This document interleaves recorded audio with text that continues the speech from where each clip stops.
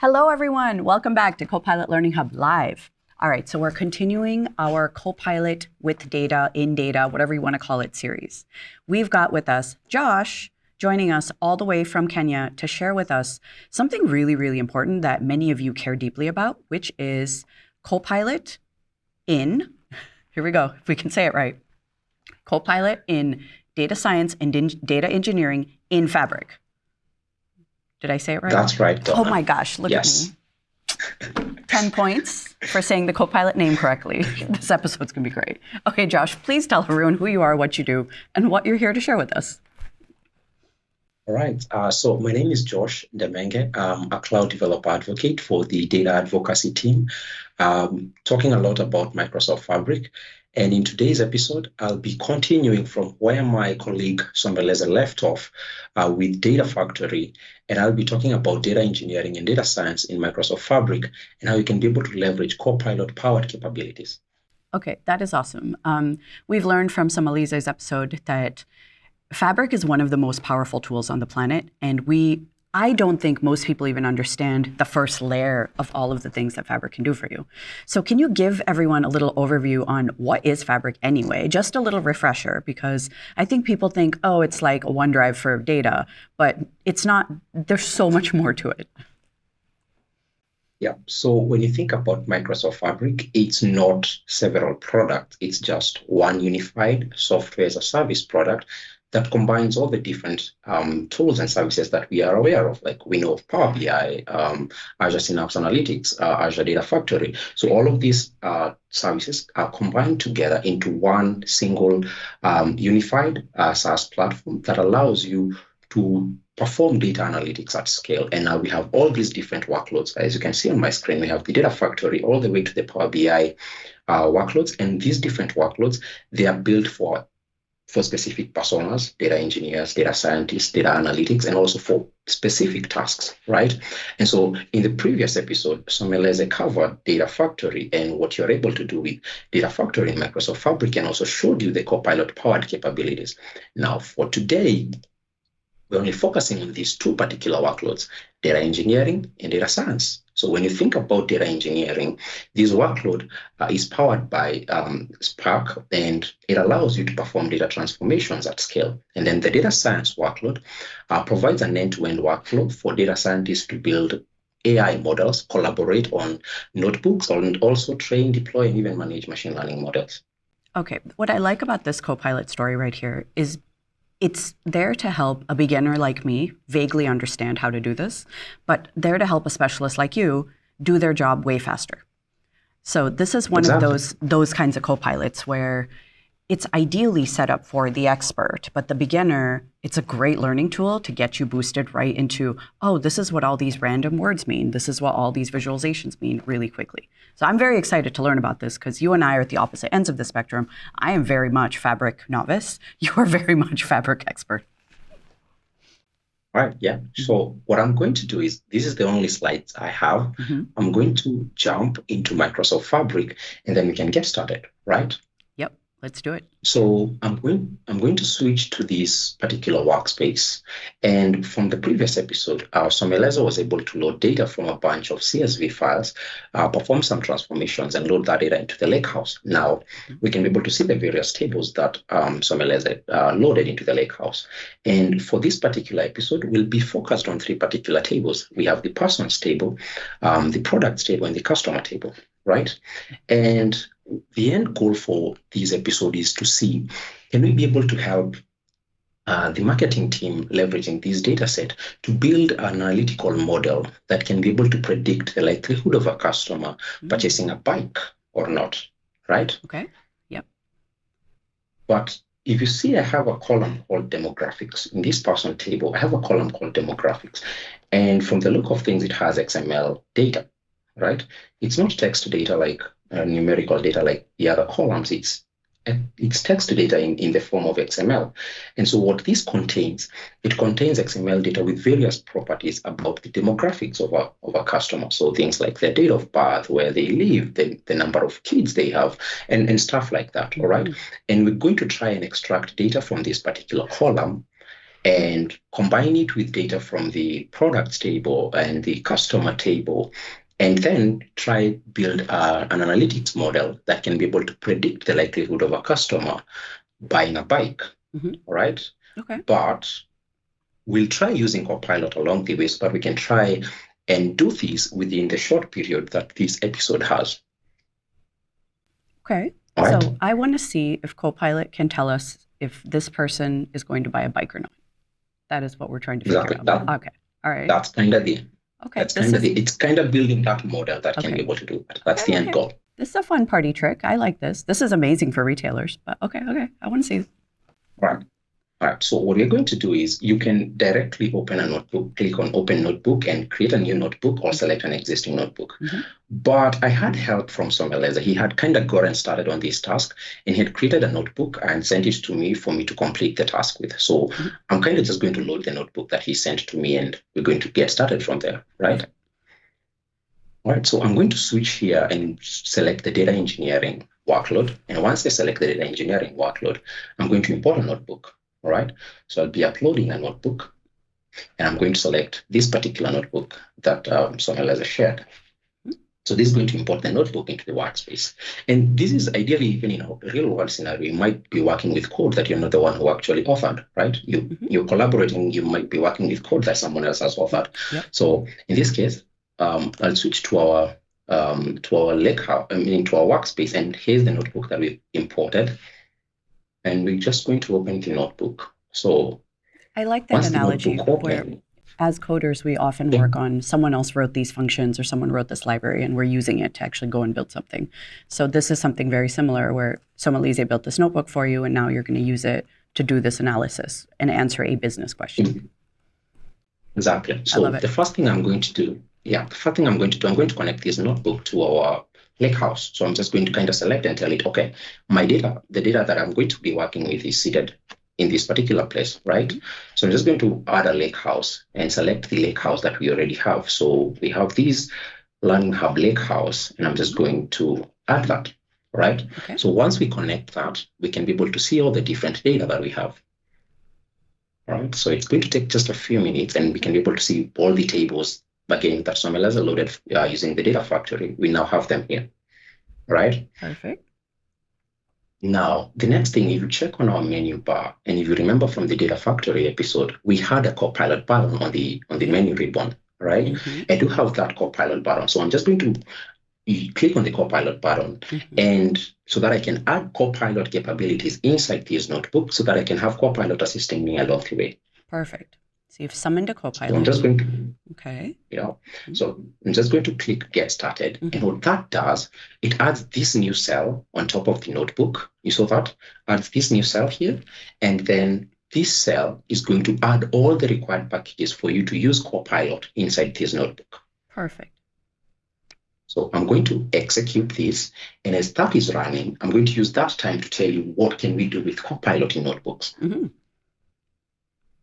So the first thing that Copilot inside notebooks, and this is the experience for data factory and data engineering, the first thing that it's going to do, it's going to enable you, or it's going to help you understand how best can I analyze my data. Yes. Right? So I have this data that I have loaded in my notebook, or even the data that I have in my lakehouse. How best can I analyze my data? So Copilot can help you with that. And even if you check the pane on the right here, you can be able to some of the prompts that Copilot suggests include suggest data visualizations, generate insights from my data, right? So that's one of the things that Copilot can help you do. It can help you figure out how best to analyze your data, right? Okay. I love that. I like those prompts, by the way, those starter prompts, even though you do have to be kind of knowledgeable to go and set up the notebook exactly where you're supposed to.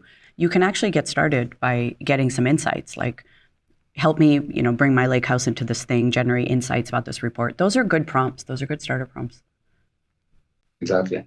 The other thing that Copilot can really help you as well in the notebook is it can help you understand code, right? It can be able to summarize and even explain code. Like, for example, in this case, I'm working with code that Someleza wrote, and I'll go ahead and try and analyze, and understand the code he wrote with the help of Copilot, right? And I'll show you that in a second, right? Poor Somalise. He's Now, like, my code is obvious, dude. What's wrong with you? Like, Somalise, it's for demo purposes. Your code is beautiful. yeah. All right. So we see it went ahead and added the required packages, and also there you get a disclaimer. Your data is not used to train the underlying machine learning models. It's not used. It's not available to other customer, and also your data is not stored, right? So we have that, and then this is so important because everyone says, "Oh, are you going to use my data for someone else?" I say, we don't even use our data for ourselves, much less your data for someone else. No, these are boundaries. Walled gardens, people. This is great. Okay. Yeah. Exactly. And so it goes ahead and gives you some few commands. The chat magics command that we're going to be using. You can see a few. We have like the chat command that allows you to ask questions inside your notebook. So like I can easily use the chat command inside the notebook, and it's going to answer questions directly. I have the code command that can generate code. I have the describe that allows you to describe a loaded data frame and add comments. And we're going to see all of these. You even have a fix errors command where if you are in a code block that has some errors, you can just use the fix errors command, and Copilot goes ahead and helps I love that. fix the That's errors a good for you. one. Fix it. Fix it. Yep. Exactly. Exactly. And so we have a ton more. So the moment you add the required packages, you're going to get a good explanation for that. So let's dive into it. So I see the first cell here. What he was trying to do was kind of loading the data from the lakehouse. So this seems pretty straightforward. So I'm just going to run that. So, we're loading data from the person table, and then we're loading data from the dimensions table and loading the data from the cells table, right? That seems pretty straightforward. And that executed successfully. Now, I need to kind of understand what was going on in the next other cells, right? Yep. So what I'll do is I'll add a chat magics here, and I'm going to ask Copilot using the chat command, can you explain this block of code step by step, please? So I'm just going to add that. And I'll also, as that is running, I'm going to add the other prompt down here and also execute that, and then wait for this to complete execution. All right, so we see the first one kind of complete, says this block of code is using PySpark to manipulate data frames. So one, it imports the necessary functions. So you can be able to see here it's importing the necessary functions. It joins two data frames, the sales and the products on product ID. Oh, that's here, right? And then down here, it then joins the DF sales with another. So here, it's joining it with another, the person data frame, and then it drops the address line 2, and then renames the columns. Okay, and finally gives me a summary. The purpose of this code is to merge sales, product, and person details into a single data frame for further analysis or processing in a PySpark environment. Oh, that makes sense. So we kind of loaded these 3 tables and then combined them into one data frame. I love that it did it in line, and it's grabbing the context and then putting. Yeah, this is cool. This is great. Yeah. Let's see the second block. This was long. This was large. Oh, yeah. So seems like this block of code is again using PySpark to pass XML data. Okay, the XML data I showed you when we were starting, okay, and transform it into a structured data frame. It starts by defining a schema with specified fields, and then defines a function, okay, to pass the values from the XML stream. And then a user-defined function is created. Okay, what's a user-defined function? No idea. Interesting. So I can quickly jump onto the Copilot pane on the left, mentions of a user-defined function. I can just jump in here and go ahead and ask, what's a UDF? Right? Okay, what is a user-defined function, actually? Right, there you go. So a user-defined function in the context of PySpark is a way to define custom function that can be applied to data frame columns. Okay, that makes sense because we're trying to transform the demographics column that has XML data to extract that data into, to transform it and extract it into its individual columns. So that makes sense.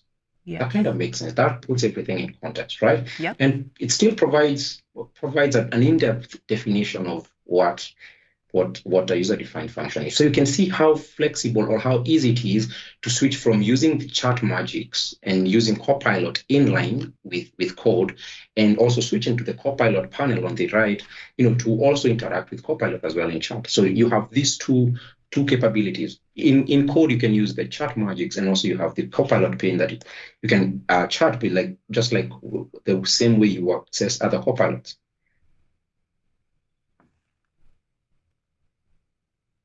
Right. This is So great. Okay. now that we kind of have an understanding of what we're dealing with, for future reference, what I'm going to do is I do understand, but I think it's nice if I have comments in his code so that next time it's kind of clear what's happening, right? Yes. So I'm just going to add another chat magic and ask Copilot, just add the comments for me. Next time, it's going to be clear even for someone else who comes and uses this code, right? And see, Copilot goes ahead and adds the columns and even removes the chat magic that we had added there and adds all the comments that we need. What I like that you did here is first you used a Copilot to understand, and then you used a Copilot to understand what that Copilot is saying. And then you're actually fixing it so the next person who comes along and inherits this doesn't have the same issue. That's fantastic. Exactly. Yeah, Yeah. I love this. This is just a good lesson in engineering. Everyone should be paying attention on how to be a good engineer in the world today. How to be a 10x engineer, make life 10x easier for others. Thank you. Exactly. So we've added the comments, and you can even go ahead and do the same for the other code blocks. So we never understand what's going on with this notebook, right? Yeah. So I'll just go ahead and execute these two cells and let them run, right? Okay, so these are going to take a few seconds. So the first one completed, and I think even the second one completed, right? Yeah. Awesome. So I can see we've had this data frame that we've been doing transformations across, but how does it look like at this point? What kind of data is being held in this data frame? So what I'll do, I'll use another chat magic now, not to understand the code. We've now used Copilot to understand the code, but can Copilot also help us understand the data that is held in this data frame? Like what kind of columns are inside this data frame? So I can use the describe chat magic and then ask it, please, can you describe this data frame for me, right? And what happens is, okay, Copilot comes back and it says, okay, in this data frame, it's a data set containing customer details, such as personal information, their purchase history, and demographic data. And it goes ahead and lists the 10 columns. We have the first name all the way to the number of children living at home. And down here, it even provides for us, all the other columns that are inside this data frame, right? So now we know what kind of columns we're dealing with inside this particular data frame. So now what I'm going to do next is I'm going to kind of display this data frame. So let me display so that I can show you something. F custom details. So I'm going to display and I'm going to minimize that so that we have more real estate here. Okay. Yeah. And from up to this point, Donna, you can see how fast it is to get started with the help of Copilot. We've come in, we've loaded data, we've been able to understand what the code does. We've done some fixes like adding comments very fast. And now we are ready to start doing the transformations, right? So we kind of have an understanding of the data we're dealing with. And if I look at the data that I'm dealing with here, if I scroll over to this column, total purchase column year to date, it has all null values, right? So I think it's not going to be relevant to have this column because it doesn't have any values in it, right? So what we're going to do is we're going to use Copilot and, just let's get rid of that column, right? Yep. So I'm going to introduce a new chat magic. Previously, we were using the chat, for it to provide answers in regards to the query that we provide. Now I'm using the code chat magic. So what that does, it should generate code for us to remove the total YT year-to-date column. And you notice that I didn't even need to provide the name of the data frame that I'm working No, with. it's able to find Copilot it. has the All you did context. was give it the name of Exactly. the column. You didn't even say the table, data frame, where, nothing. That's No, great. no, Well, exactly. And first, it goes good ahead and labeling is generates. important, but also this is really cool. Okay. Exactly. So it goes ahead and generates the code for us to drop this particular column. And just like that, we've dropped this column. So you can think it's just like I'm writing my code in natural language. I'm just like, Yes. remove this column, we remove the column and then we progress. So now that we've been able to remove this column, the other thing I want you to notice is we do have the birth date for these particular people here. We have the birth date, but we do have the birth date here, right? But we do not have their age, right? And Yep. the data that I'm using here is a subset from the year 2012. So it's not the full data set, but it's a data set from the subset of the year 2012. So what I'm going to do is I also need to add an age column, right? Yes. And for this, let's use the Copilot panel on the right. So I'm just going to say add a column age to this particular data frame and use 2012 as the current year. So don't calculate age using this year, just Right. use 2012 because my data set is a subset of the year 2012, right? I like that you could casually ask this Copilot to add a column. That's really interesting. Exactly. Yeah. So what Copilot does, it comes back to us with an answer. And so the answer contains this code response card. So we have a code response card that has the card with the details for the code. And then apart from providing you with the code, it goes ahead and explains. So like it provides, it goes ahead and what it's doing. So like the first step, we're importing some of the required functions for us to perform the calculations. And then from there, um, we are adding a new column age to the data frame and calculating the age of the customers using the current year, 2012, and the birth date. And finally, we are printing the schema, right? So seems pretty straightforward, but it does a good job of explaining and even provides a final summary here in terms of what are we doing. So, we are enhancing the existing data frame. So basically, we're doing that transformation by adding an age column based on the customer's birth dates, assuming 2012 as the current year. Pretty does what we had as H to, right? So on this response card, you have two buttons. You have a button to copy code, and you also have a button to insert code. If I click on the insert code button, Copilot goes ahead and inserts that code into the notebook, and I can execute that code as well. Okay. Okay. And I got what you're doing now. Okay. Yeah. exactly. And see what it did here? Yeah. We have the age column added as well on top of one, right? So seems like everything is going well. And we kind of have done some few basic transformations.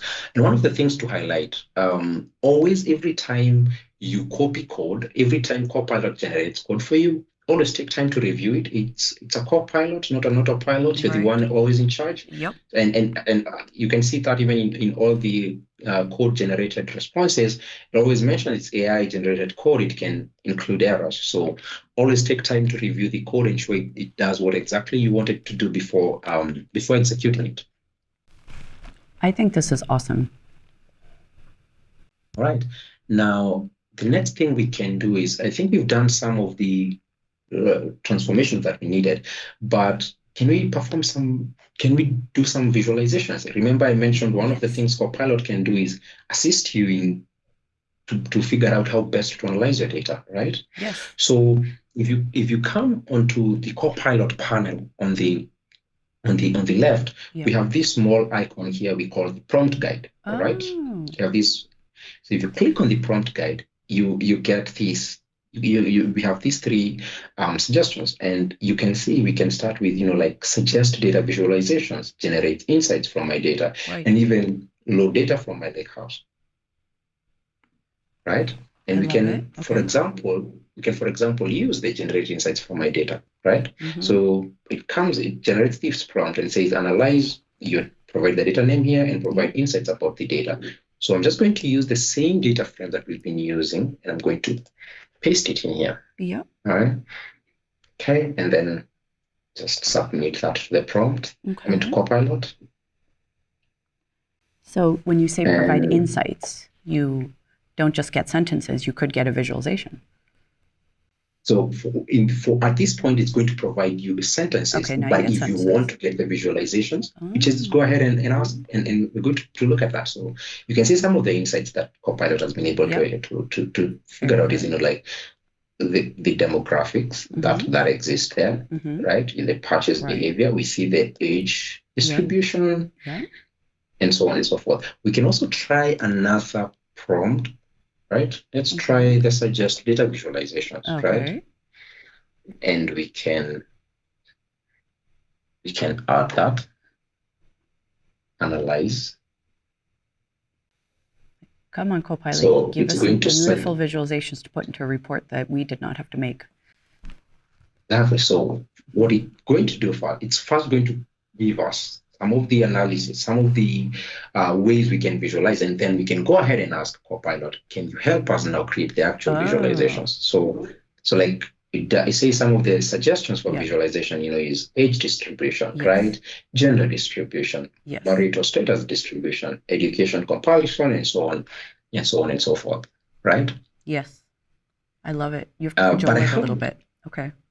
exactly. Mhm. Exactly. So I'm going to go ahead and ask Copilot, can it tell us, yeah, now you can be able to choose one of these from here and ask Copilot, okay, we can pick one of these, like visualize the distribution of customer ages using a histogram to understand the age demographics, right? Mm-hmm. So we can like, for example, just copy that in and paste in.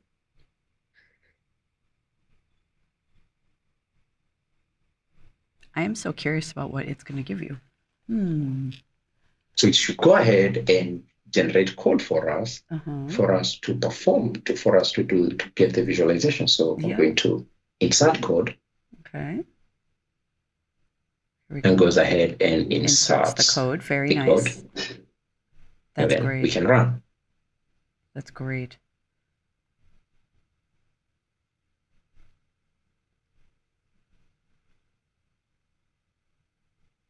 Right? So this will take a few Mm-hmm. seconds. And as we wait for this to run, I think it's now time to segue into the data science side and try build Right. the model to Right. predict the possibility for a customer purchasing a bike, right? Mm-hmm. So as we're waiting for this to complete running,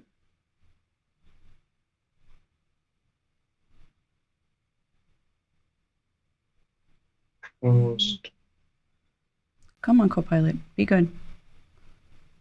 yeah.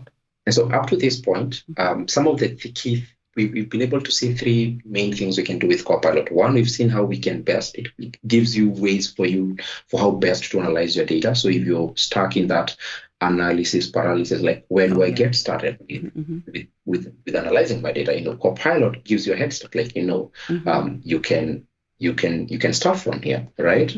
Number two, Copilot is allowing you to write your code faster by code generation, right? You're able to ask Copilot, hey, I need this, I need to do this, and Copilot goes ahead and generates the code for you. And the last key thing we've been able to see is the capability for Copilot to summarize and even explain code for you, right? And there are some few more things we've not mentioned there, like even code translation, right? We have a chat magic that allows you to perform code translation, right? So you can be able to translate code from one language to the other, right? And so we've also been able to see we have a chat magic that allows you to fix errors, right? We have a chat magic that also allows you to add comments. Okay, so the output size is too large. Okay, so I think it's because we used what is it called? We used the entire data set. So maybe we could have used a subset of the data set, right? Right. So maybe I can go ahead here and try fix this with Copilot. And I'm just going to ask it to generate code for me, but instead of using the whole data set, just use a subset of the of the data set. So like maybe use the top 1,000 records. So code use the first 1,000 items in the data frame.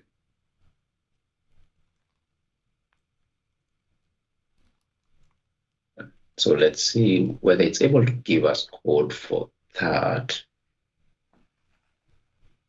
Okay, so it only gave us this, so it didn't generate the entire thing, but we can just fix these ourselves, right? Yeah.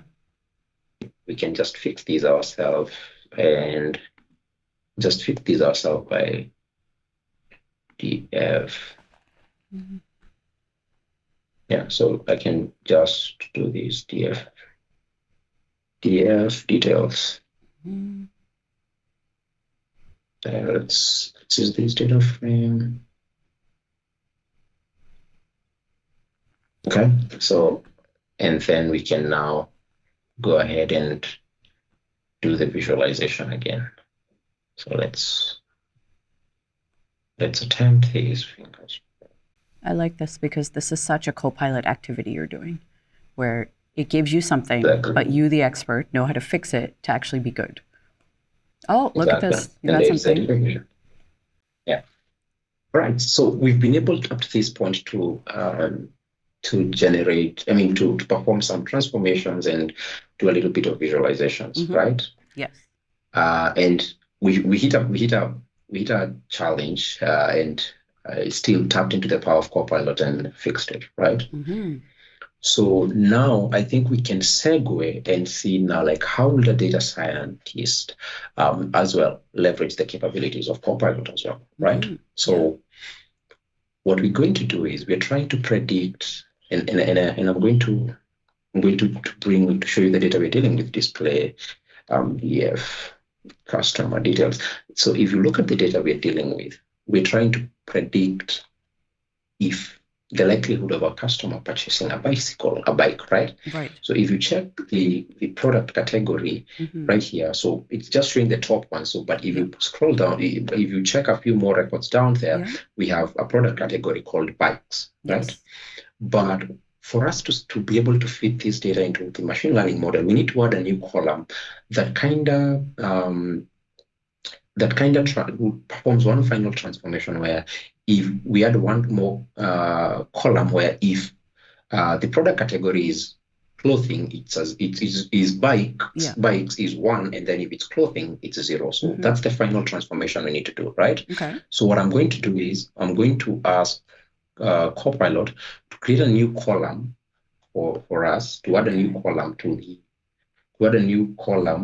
and I kind of add a new column to add a new column to this particular data frame. Like, how likely are they to be a bike buyer, right? Is what you're asking. Exactly. Just based on this information. Okay, cool. I love it. So so for this column, 1 or 0. Okay.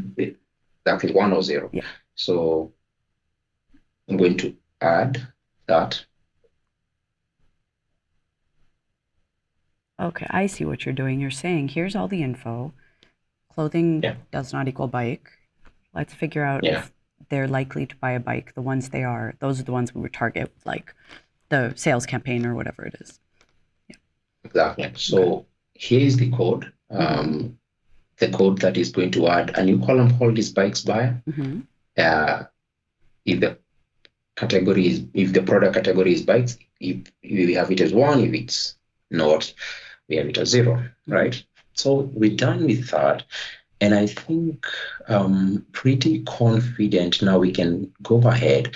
But one more thing I would like to do before we build the analytics model, what I would like to do is save this data into the lakehouse, right? We've done quite some transformations here, right? So I would like us to save this data into the lakehouse. So I'm going to also ask Copilot, okay, now please save this data frame that we've been doing transformations on and save it to the lakehouse, right?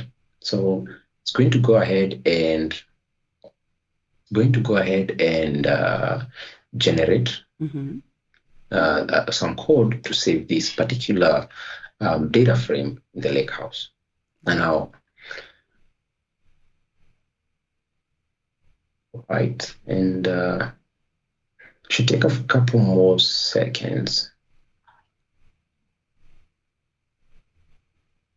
And you can be able to see here is the new table that it's creating in the warehouse.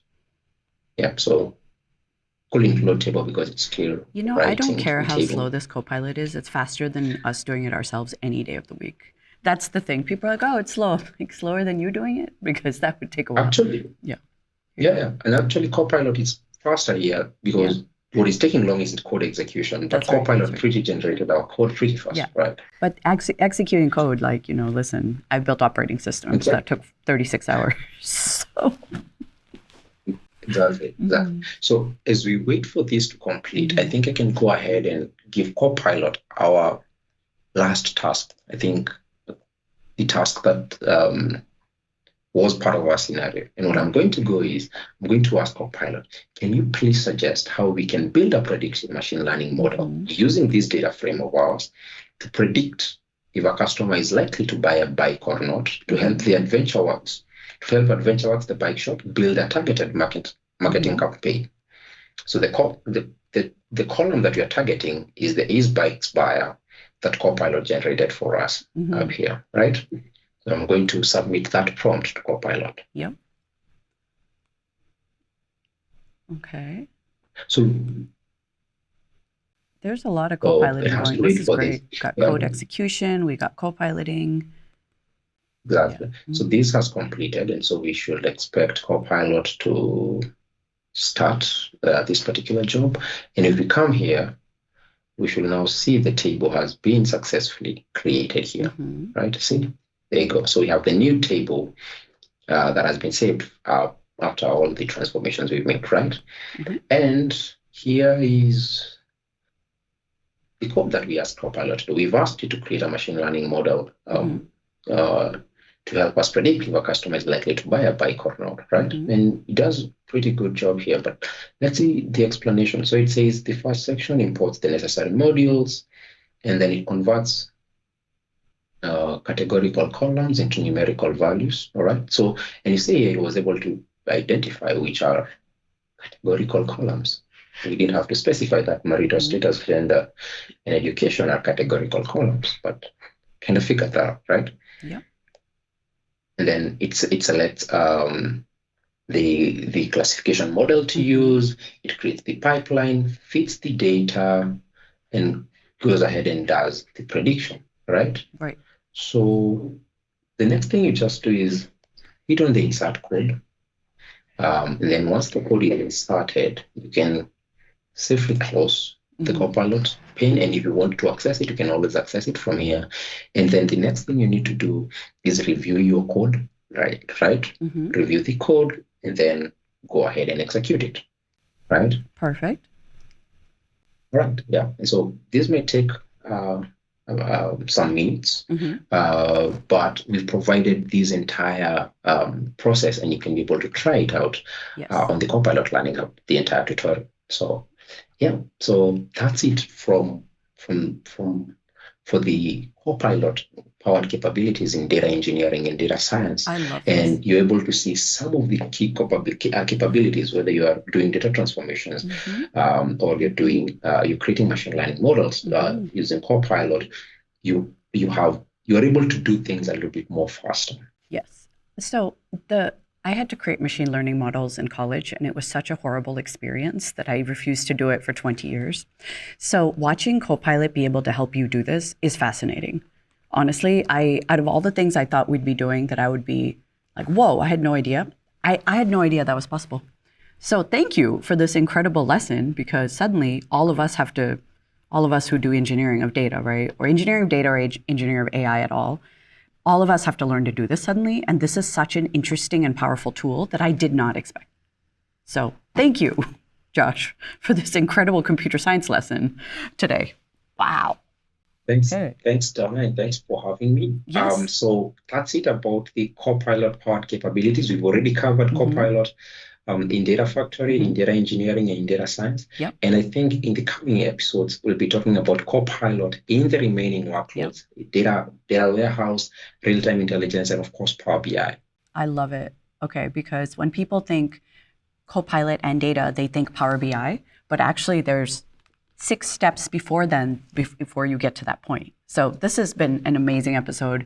Thank you, Professor Josh of Copilot Engineering. This has been incredible. Everyone, I hope you learned a lot. You need to rewatch this episode slowly and, more importantly, follow along with your own data problems. All right, we'll see you next time on Copilot Learning Hub Live.